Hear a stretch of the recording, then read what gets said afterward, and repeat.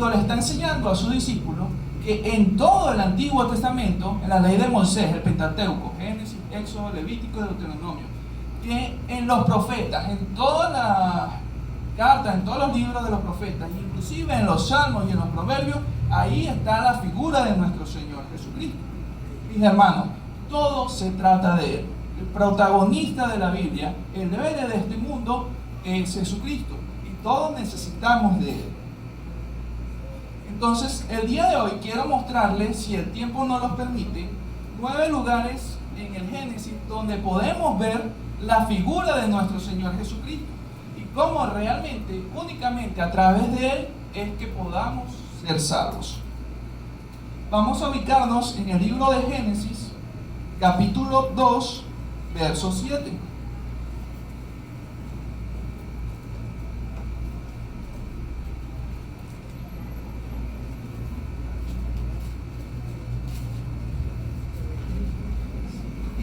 De la siguiente manera: entonces Jehová Dios formó al hombre del polvo de la tierra y sopló en su nariz aliento de vida, y fue el hombre un ser viviente.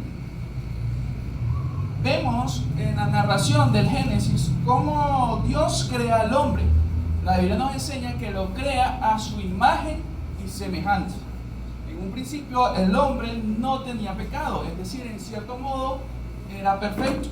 Y aparte de esto lo había colocado en el paraíso, en el jardín del Edén. Vemos más adelante también que Dios también crea a la mujer para que fuera de compañía y de ayuda para el hombre. Ahora, nosotros conocemos qué sucede más adelante. ¿Esa historia tuvo un final feliz? No tanto, ¿verdad? Por ahí había una serpiente antigua, Satanás, que podemos decir que no le gustó mucho todo esto que Dios estaba haciendo, y tentó a la mujer, tentó a Eva. Le dijo: Dios te dijo que no comas de este fruto, porque si lo haces vas a morir. Y ahí Satanás voltea las palabras y engaña a la mujer y le dice: no vas a morir, sino que vas a ser igual a Dios, sabiendo el bien y el mal. Sabemos cómo continúa la historia. Eva come y también le da de comer a Adán, y por ese pecado la humanidad cae. Si nosotros vemos más adelante, no solamente Adán y Eva sufrieron las consecuencias de esa desobediencia a Dios. Y Dios reparte varias maldiciones. Al hombre le dice que para él poder alimentarse lo iba a tener que hacer con el esfuerzo, con el sudor de su frente. La mujer le dice que va a multiplicar los dolores en el parto, que el hombre se va a enseñorear sobre ella. La serpiente también la maldice, ordenándole que se iba a arrastrar. Incluso la creación entera queda maldecida por ese hecho. Ahora, yo sé que muchas veces cuando vemos esta narración, siempre se nos viene a la mente una manzana. Es como que generalmente en el arte se representa ese fruto. La Biblia no habla de cuál era el fruto. La Biblia simplemente dice que es un fruto. Pero tal vez cuando vemos en el Génesis, no se está refiriendo a que ellos literalmente comieron un fruto. O sea, no es que el castigo de Dios o el pecado del hombre fue comerse o robarse un fruto. Realmente la rebelión del hombre fue que para ese punto Dios era el que determinaba qué era lo que estaba bien y lo que estaba mal. Dios, como el creador del universo, Él dictaminaba qué era lo justo. El hombre, al querer comer de ese fruto, al querer saber qué es lo que está bien, qué es lo que está mal, el hombre quiso determinar por sí mismo lo que era bueno y lo que era correcto. Entonces, básicamente, esa rebelión del hombre contra Dios es lo que lo alejó de la fuente de la vida, es lo que lo alejó de Dios, porque ya el hombre no quería estar sujeto a lo que Dios disponía, sino que él quiso implementar su propia justicia. Él quiso determinar lo que estaba bien y lo que estaba mal. Y una enseñanza que podemos ver esto en el día de hoy es que cuando al día de hoy nosotros también queremos alejarnos de la verdad de Dios y queremos decidir lo que está bien y de lo que está mal, a mi manera, de forma subjetiva, estamos haciendo lo mismo que hizo Adán y Eva en su momento. Ahora, si nosotros vamos más adelante en la Biblia y leemos 1 Corintios, capítulo 15, verso 22, nos dice: porque así como en Adán todos mueren, también en Cristo todos serán vivificados. Y en el verso 45 del mismo capítulo nos dice: el primer hombre, Adán, llegó a ser alma viviente, el último Adán, espíritu vivificante. Vemos una analogía, que en el primer hombre, que en el primer Adán, toda la humanidad fue condenada, fue separada de Dios. Pero en Jesucristo, al cual la Biblia llama el postrer Adán, toda la humanidad puede ser salvada, puede ser restaurada esa relación con Dios. Vemos que donde Adán falló, en el huerto, donde prácticamente estaba en un paraíso, donde vemos, si tomamos esa alegoría del fruto, más literal, donde tenía todos los alimentos que él podía disponer, y de solo de uno que no podía comer, él comió. Vemos que Jesús también fue tentado. ¿Pero dónde fue tentado Jesús? En un paraíso, en un desierto, después de haber pasado 40 días de ayuno. Ahí Satanás lo tentó una vez, no, lo tentó varias veces. Pero Jesús le respondió a Satanás: mi comida es hacer la voluntad de mi Padre. Entonces vemos en la figura de Jesús un mejor Adán, y también vemos en la figura de Jesús un mejor representante. Toda la humanidad, cuando venga el juicio del trono de Dios, va a tener un representante: o Adán o Jesús. En el primer Adán hay condenación y muerte eterna. En el postrer Adán, en Jesucristo, hay gloria y vida eterna. Les pregunto ya a ustedes en esta mañana, ¿cuál va a ser su representante? ¿Adán por su naturaleza pecaminosa o en Cristo por fe? Otro lugar donde podemos ver a Jesús en el Génesis se encuentra en Génesis capítulo 3, verso 15. Dice la escritura de la siguiente manera: y pondré enemistad entre ti y la mujer, entre tu simiente y la simiente suya. Esta te herirá en la cabeza y tú le herirás en el calcañar. Yo les he hablado, cuando tenemos estudios de escuela dominical en otras ocasiones, de este fragmento de las escrituras. Este fragmento es como los teólogos le conocen como el protoevangelio, o el primer anuncio del evangelio. Si nosotros vemos ahí, Dios le está dando una promesa a la humanidad. Le está diciendo que de la simiente de la mujer, es decir, de un descendiente de una mujer, iba a nacer alguien que iba a derrotar a Satanás. Satanás le iba a hacer una herida, pero era una herida en el calcañar, es decir, en el tobillo. Calcañar es el tobillo. Una herida temporal, una herida que no es fuerte. Satanás, al ver a Jesucristo crucificado en la cruz, pensó que lo había derrotado. Pero mis hermanos, Jesús permaneció muerto, resucitó al tercer día, y con su resurrección derrotó finalmente a Satanás y a la muerte en esa cruz. Por lo tanto, le aplastó la cabeza a Satanás. Aquí, en los primeros capítulos de Génesis, ya estamos viendo el plan maravilloso de Dios para nuestra vida. Que si bien la humanidad iba a pecar y iba a fallar, ya Dios había planificado todos los elementos necesarios para restaurar esa relación con Él. Gálatas capítulo 4, verso 4 nos dice: pero cuando vino el cumplimiento del tiempo, Dios envió a su Hijo, nacido de mujer y nacido bajo la ley. Ahora, muchos de nosotros nos preguntamos cuando leemos la escritura, ¿por qué hay personas que conocen, pensando, yo creo que principalmente por los judíos, que conocen todo el Antiguo Testamento y aún así rechazan a Jesús. No ven a Jesús como el Mesías. Yo sé que esta promesa está en el Génesis, de que iba a venir un Mesías. Y me imagino que durante toda la época de la humanidad veían a Moisés y pensarían, bueno, este es el Mesías prometido. Pero Moisés no fue. Moisés falló, Moisés pecó, no entró a la tierra prometida. Veían a David, un hombre conforme al corazón de Dios, dice la Escritura, pero David tampoco fue, también pecó.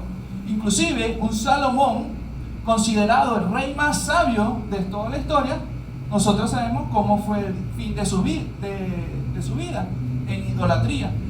Salomón tampoco fue. Solamente Jesucristo fue realmente el Mesías prometido.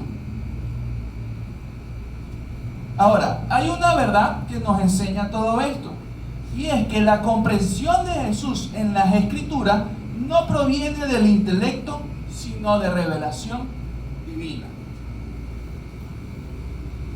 Los judíos conocen las Escrituras, conocen el Antiguo Testamento, conocen lo que ellos llaman la Torá, de una forma mucho mejor de la que cualquiera de nosotros la pueda conocer. Pero ellos no ven ahí a Jesucristo, porque solamente con la revelación del Espíritu Santo es que se puede ver a la figura de Jesucristo.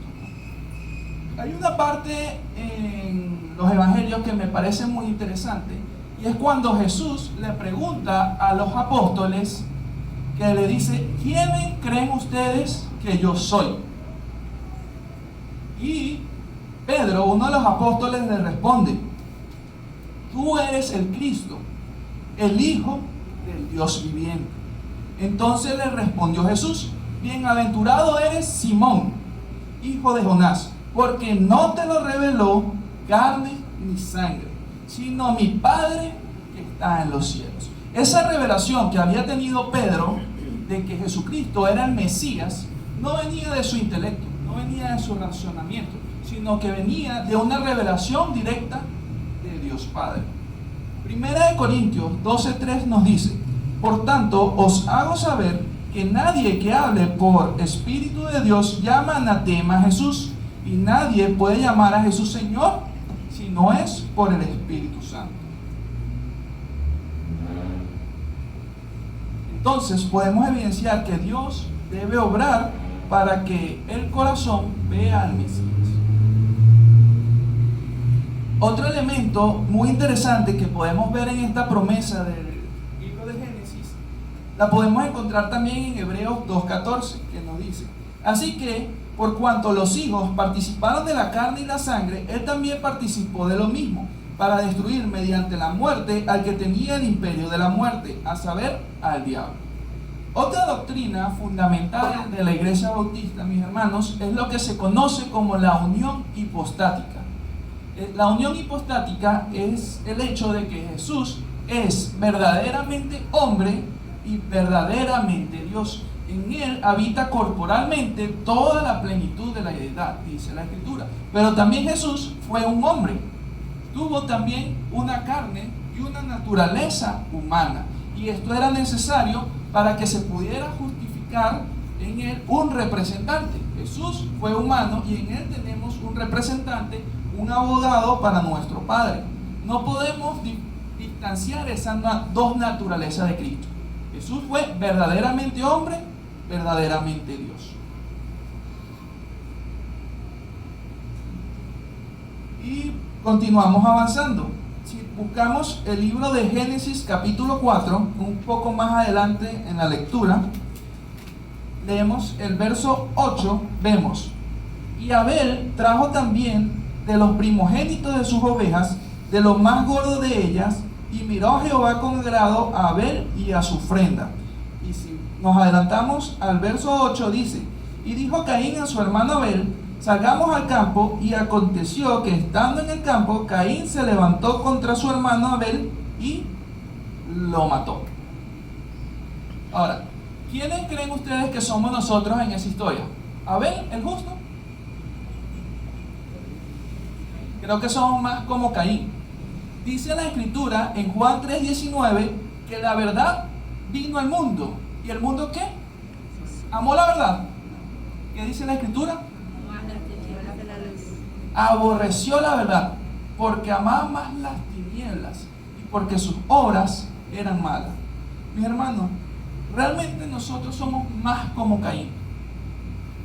Realmente, cuando vemos que alguien nos llama a santidad, cuando vemos que alguien nos llama a vivir una vida que honre y agrade a Dios, eso no nos gusta, porque preferimos estar en nuestros pecados. Y ese, mis hermanos, no es el llamado de Dios. Hebreos 12:24 nos dice: a Jesús, el mediador de un nuevo pacto, y la sangre rociada que habla mejor que la de Abel. Es interesante también acá como el autor de Hebreos nos dice que la sangre de Jesús habla mejor que la de Abel. Si nosotros vamos nuevamente al relato de Génesis, dice que la sangre de Abel clamaba por justicia. Esto es un poco raro, ¿verdad? Como una sangre va a hablar, como una sangre va a clamar. Pero claro, esto es una alegoría, esto es un tipo, una sombra. Y vemos que más adelante el autor de Hebreos nos dice que la sangre de Jesús nos habla mejor que la de Abel, porque la sangre de Jesús era de una persona mucho más justa que la de Abel, porque la sangre de Jesús provenía también de Dios.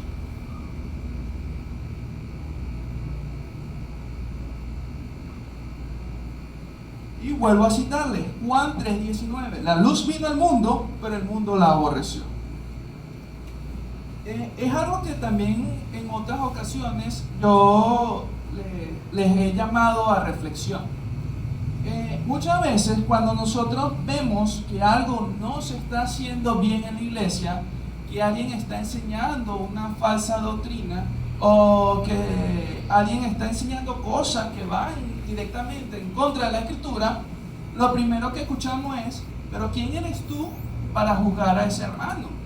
O sea, y nos citan siempre el pasaje de sácate primero la viga del ojo para después sacarle la paja a tu hermano. Pero mis hermanos, nuestro llamado es a ser santos, nuestro llamado es a ser apartados para Dios. No confundamos el legalismo, porque muchas personas, cuando nosotros queremos llevar una vida que le agrade, le honra a Dios, cuando queremos llevar una sana doctrina, lo que nos dicen: no, tú lo que eres es un legalista. No sé si ustedes han escuchado esa frase. Legalista es una persona que cree que por sus acciones, por su comportamiento, eso lo hace superior a otros, o que por sus acciones eso lo hace que Dios le va a agradar más o va a tener más bendiciones de Dios. No, yo creo que ningún cristiano cree que se puede ganar el favor de Dios por sus acciones. Nosotros sabemos que la salvación y las bendiciones de Dios son meramente por gracia, pero también debemos recordar que Jesús nos llama a ser santos, a ser apartados. Recuerden cuando estudiábamos el último elemento de la salvación, uno de los elementos indiscutibles es la santidad. Juan 7:24 nos dice: no juzguen ustedes por las apariencias, cuando juzguen, háganlo con rectitud. Otra versión nos dice: juzguen con justo juicio. Mis hermanos, somos llamados también a discernir las cosas, a probar los espíritus, nos dice la Escritura. Y si un espíritu no proviene de Dios, tenemos que decir: eso no está bien.